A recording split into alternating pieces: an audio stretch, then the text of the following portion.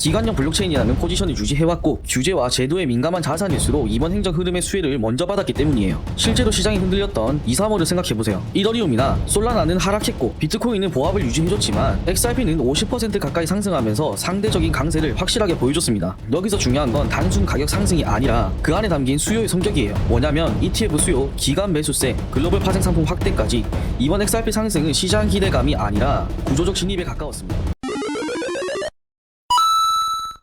요즘 시장 분위기 움직이지 않지만 뭔가 움직이고 있다. 딱 이 한마디로 정리되는 것 같습니다. 리플이 공개한 2025년 5월 5일의 1분기 보고서도 마찬가지입니다. 단순히 가격이 어땠고 거래량이 얼마였는지가 중요한 게 아니라 그 숫자 안에 숨어있는 의도와 방향이 중요하죠. 이번 영상에서는 리플이 공개한 1분기 보고서를 함께 보시면서 지금 XRP가 어떤 그림을 그리고 있는지, 그리고 이 리포트에서 우리는 어떤 부분을 정확하게 이해하고 넘어가야 하는지 하나씩 짚어보고 차트 흐름도 같이 체크해보도록 하겠습니다. 본격적으로 시작하기 전에 구독, 좋아요, 알림 설정 한 번씩 꼭 눌러주시고요. 리플은 2017년부터 매 분기마다 XRP 마켓 리포트를 꾸준히 발행해왔습니다. XRP 보유 현황, 시장 상황, 생태계 동향들을 정리하고 공개하면서 정보 비대칭이 심한 블록체인 업계에서 나름대로 기준을 만들어 왔어요. 그런데 이번 1분기 보고서를 끝으로 기존 보고서 발표는 종료된다고 공식 발표하면서 리플은 이렇게 말했습니다. 처음엔 투명성을 위해 시작한 일이었지만 오히려 SEC 같은 규제기관이 우리를 공격하는데 이 보고서가 쓰였다. 아무래도 소송 과정에서 이 리포트에 나왔던 수치나 설명들이 불리하게 작용하면서 이제는 전략적으로 다른 방향을 선택할 수밖에 없게 된 것 같습니다. 그래서 앞으로는 XRP 보유 현황을 계속 공개하지만 분기 리포트라는 형식 자체는 없앤다고 하면서 리플 공식 블로그나 리플과 관련된 커뮤니티에서 필요한 내용을 그때그때 공개하겠다고 밝혔습니다. 이 말은 예전처럼 자료를 모아서 방어하는 방식은 끝났고 이제는 실제 시장 안에서 보여주겠다는 의지를 드러낸 걸로 보입니다. 보고서 마지막에 흥미로운 문장이 하나 있습니다. 이제 XRP에 본격적으로 기관들이 들어오기 시작했고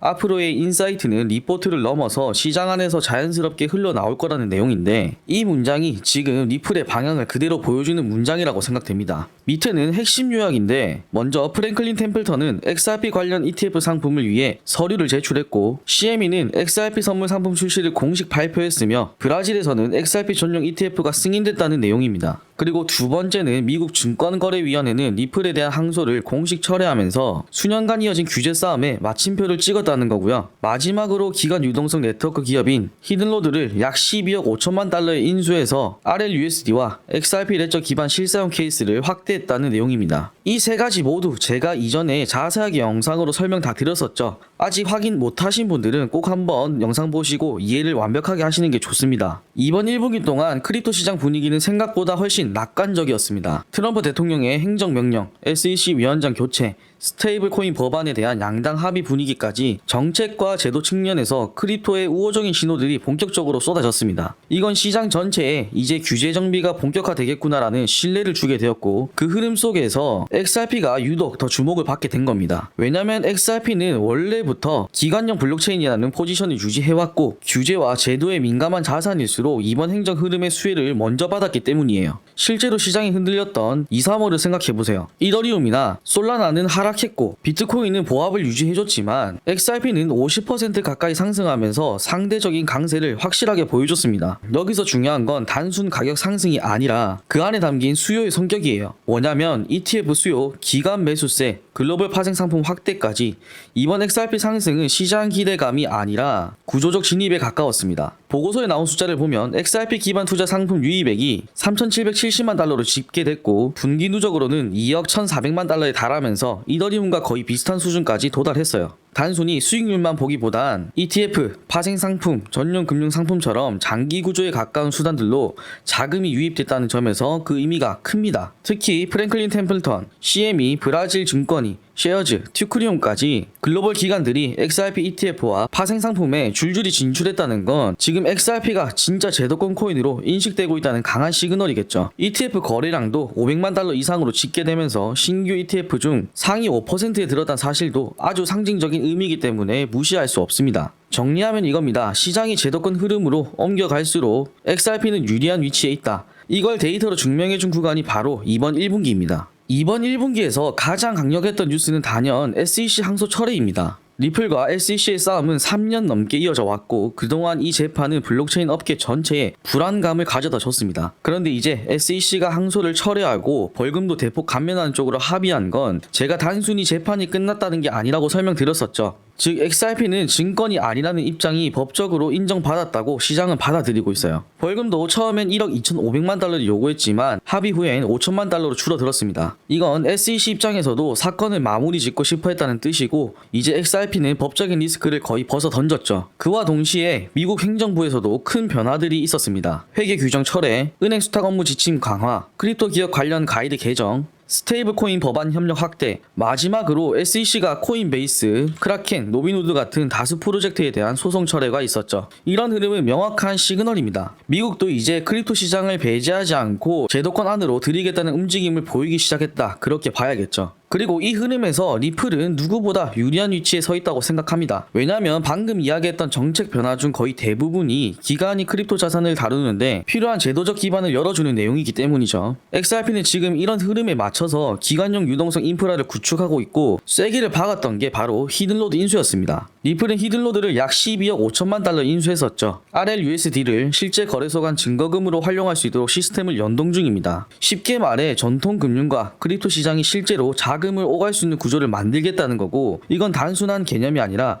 실제로 실행되는 모델로 진입한 겁니다. 히든로드는 그 자체로 글로벌 금융시장에서 영향력이 있는 브로커입니다. 즉 XRP를 쓰는 참여자들은 이제 메이저 금융 네트워크를 통해 크립토와 전통 금융 간 크로스 마진, 담보 이전 같은 걸 할 수 있는 조건이 마련된 셈이죠. 지금 시장은 서서히 제도권 안으로 들어오는 흐름을 만들고 있습니다. 그리고 그 최전방에서 XRP는 이미 구조를 완성해두고 기다리고 있다는 점, 이게 이번 1분기 보고서에서 저는 가장 강하게 와닿은 것 같아요. 다음 내용은 시장에 대한 유동성과 거래량에 관한 내용인데 이 부분은 짧게 설명하고 다음으로 넘어갈게요. 먼저 2025년 1분기 XRP는 평균 1일 거래량 32억 달러 수준을 꾸준히 유지했고 특히 상위 티어 거래소 기준으로 거래가 활발했습니다. 기관 자금 유입이 계속되고 있다는 걸 보여주는 대목이죠. 또 XRP BTC 비율은 10% 넘게 다시 상승하면서 다른 주요 코인 대비 강한 퍼포먼스를 보였습니다. 가격은 초반에 3.4달러 근처까지 올랐다가 이후 실현 변동성이 100% 수준으로 줄어들면서 안정된 흐름을 이어갔어요. 주요 토큰별 거래량 지표를 보면 XRP는 비트코인, 이더리움 다음으로 거래량이 많은 3위 자리를 지켰습니다. 90일 기준 1평균 거래량이 33억 달러였고 1년 누적 거래량 기준으로도 20억 달러에 육박하면서 솔라나, BNB, 에이다보다도 높은 수준이에요. 이건 단순히 XRP가 많이 거래됐다고 보기보단 시장이 여전히 XRP를 중심으로 움직이고 있다는 의미로 보시면 될 것 같고 특히 기간 중심으로 안정적인 물량이 형성됐다는 점에서 거래가 많으면서도 덜 흔들리는 구조로 만들어졌다는 해석이 가능합니다. 그리고 이건 거래소별 스팟 볼륨 데이터인데 1월 말 그리고 2월 초에 2번 이상 강한 거래량이 발생했죠. 특히 2월에는 하루 거래량이 160억 달러를 넘는 수준까지 치솟았습니다. 이게 개미가 만들 수 있는 거래량이 아닌 건 여러분들도 잘 아실 거예요. 기관이나 큰손, 즉 고래들이 진입한 결과로 보이고요. 해당 구간에서 바이낸스가 가장 많은 비중을 차지했다는 것도 기존 글로벌 유동성 축이 여전히 유효하다는 걸 보여주는 신호라고 생각합니다. 또 하나 짚고 넘어가야 할 건 거래소 점유율이에요. 전체 기준으로 보면 바이낸스가 약 40%를 차지했고 그 다음은 업비트 15%, 코인베이스 12%였습니다. 어떤 거래소에 자금이 모이고 있는지 유동성 중심이 어디 있는지도 잘 체크해봐야겠죠. 특이사항으로는 2월 해킹 사건 이후로 바이비트 점유율이 빠르게 줄었다는 점도 눈에 띄고요. 전반적으로는 주요 거래소들의 분산도가 유지되면서 시장 안정성에도 긍정적인 흐름을 만들고 있습니다. 마지막으로 피아트 페어와 스테이블 페어 거래 비율인데 피아트 페어는 우리가 사용하는 원화나 달러 같은 실제 법정화폐로 거래하는 걸 말하고 스테이블 페어는 테더나 서클 같은 스테이블 코인으로 거래하는 방식을 말합니다. 스테이블 코인 페어가 전체 볼륨에서 압도적으로 높은 비중을 차지했어요. 이 말은 즉 지금 스테이블 코인 기반 거래가 시장의 주류가 되고 있다는 건 결국 글로벌 금융도 디지털 달러 체계로 넘어가고 있다는 얘기고요. XRP는 바로 이 디지털 달러 흐름과 가장 잘 맞는 브리지 역할을 해왔기 때문에 이 구조 변화가 그대로 XRP의 확장 기회로 이어질 수 있다는 겁니다. 요약하자면 1분기 XRP는 크게 흔들리지 않으면서 거래량과 비율 모두 긍정적인 신호를 남겼고 기관 유입이 높아지면서 가격과 변동성 역시 안정적인 흐름을 보였어요. 현재 보고서 내용을 보면 2분기나 3분기를 위한 다음 스텝을 준비하는 구간일 가능성이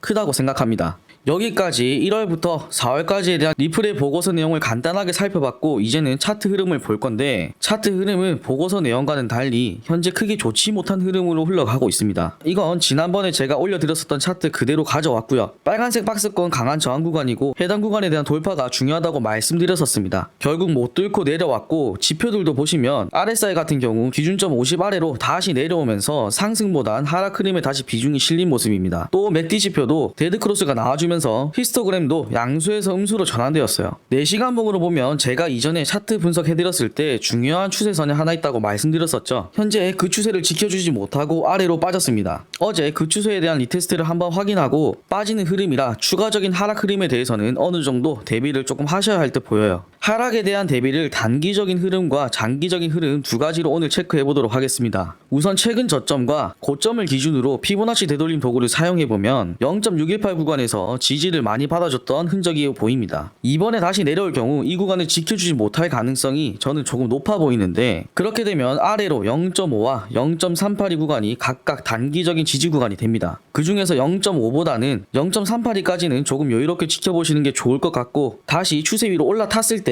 들어가도 절대로 늦지 않기 때문에 너무 급하게 진입하실 필요는 없을 듯 보입니다. 이번엔 장기적인 흐름을 체크해 볼게요. 이것도 마찬가지로 피보나치를 활용해 볼 건데, 본격적인 상승이 시작되기 전 저점과 이후 고점에 대해서 크게 피보나치를 적용시킨 겁니다. 전에도 말했지만 현재 0.382 구간에서 강하게 반등이 나와줬기 때문에 여기서부터는 저점을 올리면서 올라가는 흐름이 반드시 나와줘야 합니다. 단 0.5 구간을 지켜주지 못한다면 다시 0.382 구간인 1.6달러까지는 무조건 빠질 가능성이 높고, 여기에 패닉셀이 동반될 경우 아주 빠른 속도로 0.236 구간인 1.1달러까지 빠진 이후에 다시 올라가는 흐름을 만들어갈 가능성이 높아 보여요. 따라서 신규 진입하시려는 분들은 현물 같은 경우 분할 매수 구간을 0.5, 0.382, 0.236까지 천천히 잡아보시고요. 이렇게 빼고 가는 흐름이 나왔을 땐 다시 한번 시간이 오래 걸리는 흐름이 반드시 나올 거기 때문에 포트폴리오 구성을 잘 짜셔서 꼭 현금 보유는 필수로 해두시는 것을 추천드릴게요. 자, 오늘 영상 다들 어떻게 보셨나요? 단순한 분기 보고서처럼 보일 수 있지만 그 안에는 지금 리플이 뭘 준비하고 있는지, 시장이 어떤 흐름으로 움직이고 있는지가 꽤 또렷하게 담겨 있었습니다. 이런 부분들은 제가 이전에도 영상에서 연관지어서 충분히 다 설명을 드렸고, 또 추가적으로 설명을 들으시는 거라 계속해서 제 영상 봐주시는 분들은 이해가 잘 되셨을 거라고 생각해요. 이제는 단순히 기대감만으로 움직이는 시장이 아니라 누가 실질적인 준비를 해왔고 어떤 코인이 구조적으로 뒷받침되고 있는지를 하나씩 따져보는 흐름이 되고 있습니다. 그 중에 XRP는 가장 먼저 움직였고 가장 많이 맞춰온 코인이라는 걸 이번 리포트가 잘 보여준 것 같습니다. 이제 중요한 건 이 흐름이 언제 본격적으로 가시화되냐는 거겠죠. 그 시점은 아무도 장담할 수 없지만 그날이 왔을 때 충분히 준비한 사람만 기회를 잡을 수 있다고 저는 생각합니다. 영상 보시면서 떠올랐던 질문이나 생각 있으시면 아래 댓글로 편하게 남겨주시고요. 오늘 전해드린 내용이 조금이라도 도움이 되셨다면 구독, 좋아요, 알림 설정 꼭 부탁드립니다. 저는 다음 영상에서 더 깊이 있는 분석으로 다시 돌아오도록 하겠습니다. 감사합니다.